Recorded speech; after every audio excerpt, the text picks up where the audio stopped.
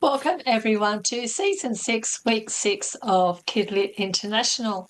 Today I have with me on the panel Holly from Canada, Chris from Europe, and Lauren and Emma from Australia. So welcome everyone. Today we are going to be talking about something that is really, really close to every creative's heart, no matter where you or who you are in the process, and that is rejection. And how it can actually be a powerful thing for us, even though we may not see it being like that at the time. So it doesn't matter if you've been rejected by editors, publishers, agents. It's a part of who we are, and but hard to take sometimes. So maybe can we start with you, Emma, because you're an illustrator, so you're slightly different to the rest of us who are writers. How does it go with you? How do you cope with rejection? I've gotten better at coping with rejection over the years. When I first started, I was very sad. I was like, oh, they don't like me. But recently I actually appreciate that like rejection can be used as a tool when you're sort of navigating where you fit in when constructing your career. When I've been picked up with publishing house, publishing house I've been picked up with, it was because it like the type of books they liked to publish, I really enjoy creating. And so getting that final yes after all the rejections of, oh, you're not sort of suited for this publishing house was really good because where I ended up in the end was like a really good match. I will admit so I've had a lot of rejections as an animator and an artist in general.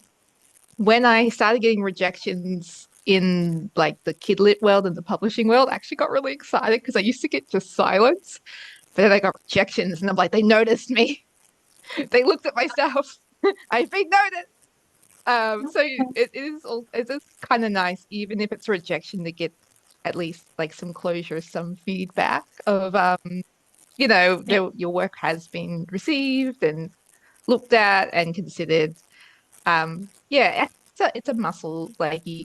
With practice, you get a little bit better of sort of removing sort of yourself from rejection, and it's your work. It's not you. You're not getting rejected. It's not like personally about you as a person. It's just your work wasn't the right fit, and there's a lot of timing, so just wasn't the right story, the right style, the right sort of what's popular in publishing at the moment.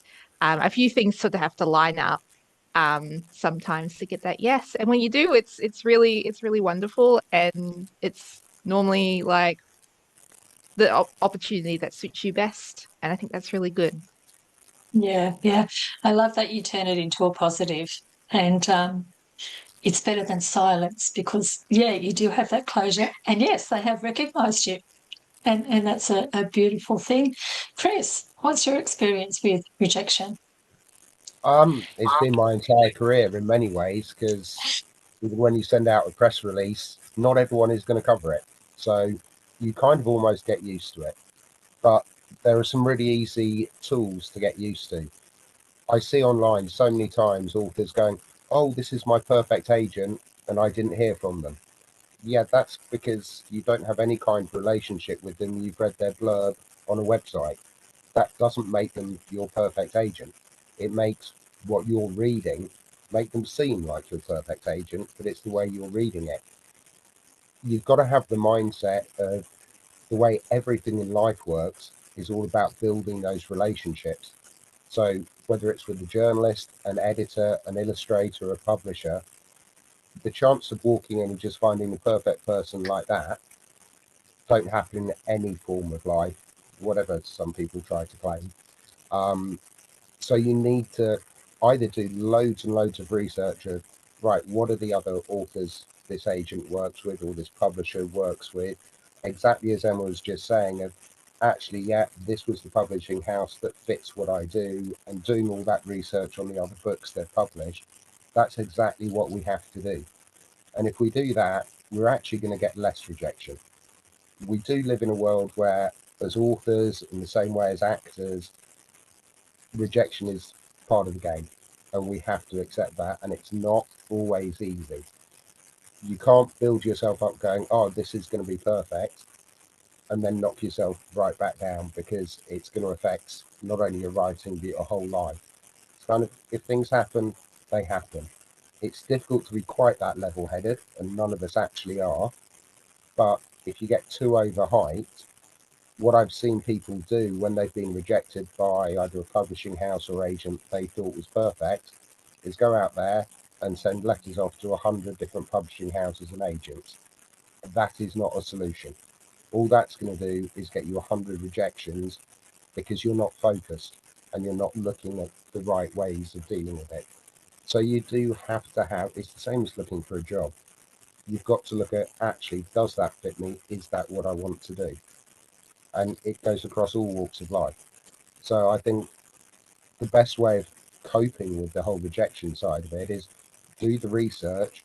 Yes, there'll be some rejections that hurt because you spent so much time on it, but actually you'll be much, much closer to not being rejected, rather than sending out 100 different letters and getting 100 rejections, because 100 rejections will hurt.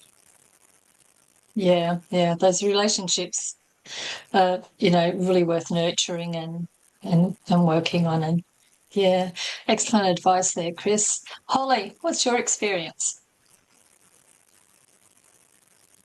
One thing that I think of is with editing.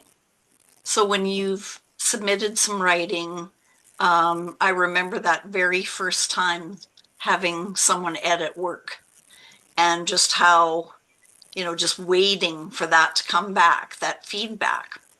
However, I had also received early, before I'd ever sent anything in, I remember getting a piece of advice, be definitely open, always stay open, because the way that you are presenting it sometimes isn't how it's going to be perceived. And I just so value the editor's opinion as well. This one particular time, I just got this super amazing feedback. And I just thought to myself, this is so all-inclusive in writing in general, that the first thing I did before I used it, I actually made a copy of it. And I thought, now I am going to always refer to this. And it just has, I just think it really shows that rejection can be such a boost for you. Mm, mm. Yeah, being positive about it. Yeah, yeah. Lauren, are rejections different? So I know you've submitted children's books and you're also doing the screenplays. Is rejection the same thing, different? How do you cope with them? So I've trained my brain to change how I think on this one, because in the beginning I used to get so sad, because I used to think, oh gosh, my stories are just as good as anyone else's. But I liken it to so many other things. Like, I remember trying to make Japanese souffle pancakes and absolutely ruining it. It took me about 10 goes to get that right. So I've got to think of it like anything else I practice, right? Like, I used to be only able to run 5K and now I can run 10. Like, it's one of those things where just because it didn't work out the first time doesn't mean I can't do it. I'm also need to keep, like what Emma and everyone else has sort of said, if you get something back from someone, it means someone went to the trouble of reading your work. Yeah. Oh my gosh. Like, put yourself in the publisher's shoes and go, oh gosh, I've got 500 manuscripts and I've really got to, and they're also under the pump as well. They've got their own stresses as well. So to actually have someone write back going, thanks, but no thanks, I now kind of go, wow, thank you so much.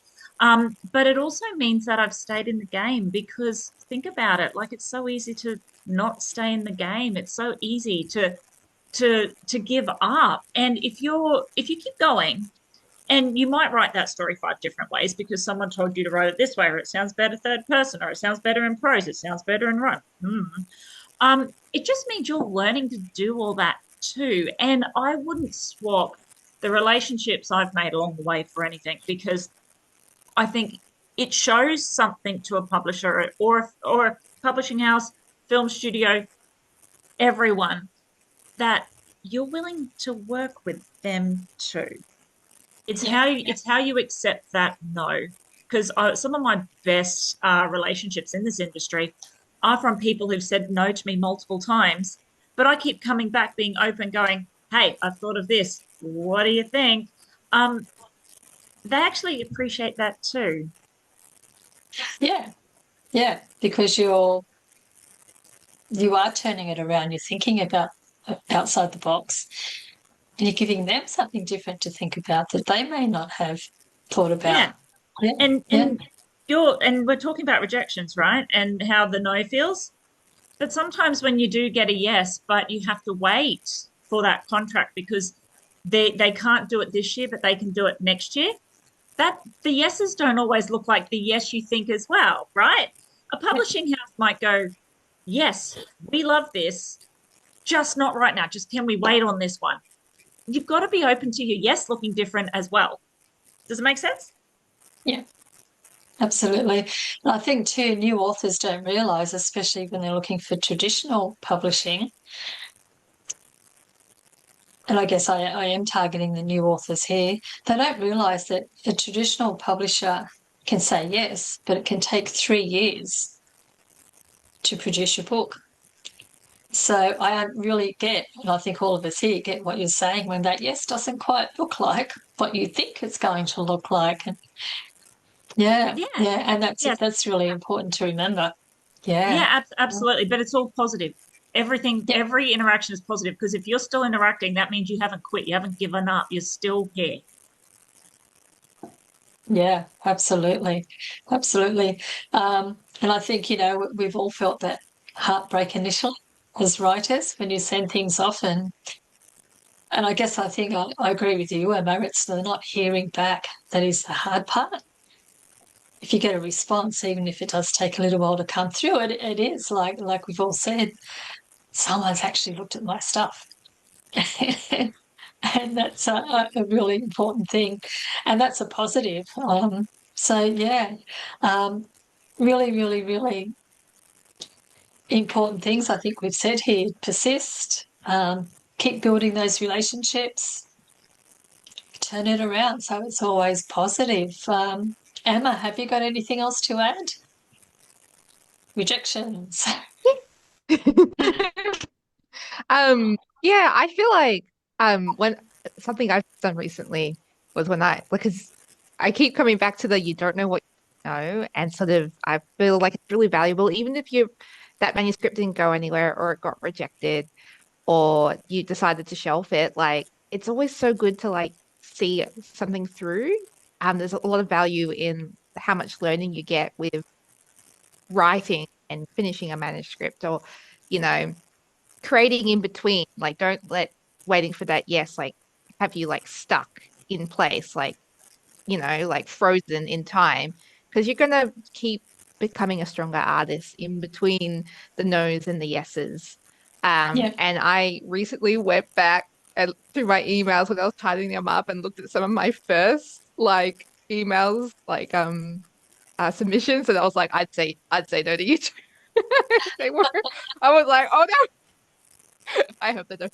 It was a little. I was like, I've learned a lot now. I was really happy that I could see the growth from at the beginning of my journey and where I am now. And I think also having being able to laugh at yourself a little bit and not taking it too to heart, and like with criticism and rejections you can always take some time to sit with it and process it and look at the bits that you can take away and become that stronger creator at the end of the day. It's all useful and it's all part of your tale, and it all every day you get a little bit better, and then you'll become that person, and there'll be like a whole journey of the person that a publishing house said yes to. That it's like one of my favorite quotes is it's not the destination, it's the journey. And I think that's so important, especially when you're Yeah. creating stories about life, because writers, we pull from life. Yeah. I love that. Absolutely love that, Emma. Chris, final words from you? Yeah, it's surprising to hear everything everyone's saying because we don't expect all of our readers to leave us a review, but that doesn't mean they're rejecting us. So we've all got our minds trained on that side. It's just on the bits where we're the ones sending things out, we haven't quite. It is all about building relationships and just accepting you can only control the bits you can control, whether that be the illustrator, the editor, the rest of it. If it's going to happen, it's going to happen. Yeah, absolutely. Holly, last words from you? Advice just for say- anyone new, maybe? I think like everything's a learning. Like just never discount anything that you've done, because there's always something to learn from it. Yeah, absolutely. 1000%. Lauren, last words? I have a saying similar to Emma, where I think of this as like climbing a mountain. So, you know, you'll come across boulders, you're on a journey, you don't really know the path until you've been on it, and you'll come across rocks and trees falling and all sorts of things. But it's not until you look back and you look at the view that you realize what all that was for. And I know with me, it's like what has led me to one thing has sort of guided me to the next thing, has guided me to the next thing, has guided me to the next thing. And I know it hasn't worked out the way I've wanted it to. Like in the beginning, I thought, I can write these great stories, and a traditional publisher will pick me up and done. I'm actually really happy it didn't work out that way, because I really like the journey I've been on. So it's like what Emma says, like, yeah, it's not until you look back at that view and you sort of go, yeah, I can see how and why this has all played out that way. And rejection also is great, because if you get enough rejection, you're not so offended when someone gives you a crap review on Goodreads. Mm. Yeah. Well said. So, thank you, everyone, again for your words of wisdom. And I guess, yeah, we've all been saying the same thing. And I love that bit about it being a journey, because it is a journey, and it's learning throughout that journey. It's ever evolving, it's ever changing. And as you just said, Lauren, you know, you had a mindset that it was going to go one way, but you've really gone right wing. And that's been great for you, you know, having that open mind. um, yeah, so yeah, always learning, always a journey, and being positive about those rejections. Don't take them personally. Go, yep, someone's actually looked at my work. Great. That's one of the most important things, I think. So thank you again, everyone, for sharing your journeys and your wisdoms. And I'll chat to you all again next week. Thank you.